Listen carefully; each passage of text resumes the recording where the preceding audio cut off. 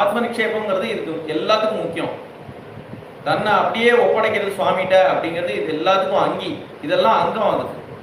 இதெல்லாம் சேர்ந்துதான் ஆத்ம நிக்ஷேபம் அப்படிங்கிறது. இது எல்லா குணமும் அதுல இருக்கும் ஆத்ம நிக்ஷேபம்ங்கிறது.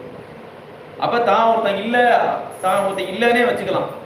அந்த சுவாமிக்கு நான் சேஷபூதன் அப்படிங்கிற மாதிரி லக்ஷ்மண சுவாமி எப்படி இருக்கிறோ அது மாதிரி தன்னை பத்தி கவலையே படலை. அந்த கைங்கரியமே லட்சியம் அப்படின்னு இருக்கார் இல்லையா, அதை மாதிரி ஆத்ம நிக்ஷேபம்ங்கிறது தன்னை அப்படியே அவர்கிட்ட ஒப்படைக்கிறது. அவ்வளவுதான். அவர் பார்த்து என்ன ரட்சிச்சாலும் தெரியும், அவர் பார்த்து என்ன தூக்கி போட்டாலும் தெரியும் அப்படிங்கிற மாதிரி. ஒரு மாலையை இப்படி தூக்கி போட்டோம்னா அது அங்கேயே தான் கிடக்கும், அதை மாதிரி கிடக்கணும். அப்புறம் கார்பண்யம் அப்படிங்கிறது. கார்பண்யம் அப்படிங்கிறது என்னன்னா, நான் ஒருத்தன் இருக்கேன், நான் என்ன பார்த்துப்பேன் அப்படிங்கிறது இல்லாம, அந்த அகம்பாவம் எதுவுமே இல்லாம அவரை சரணம் அடையணும் அப்படிங்கிறது கார்பண்யம்.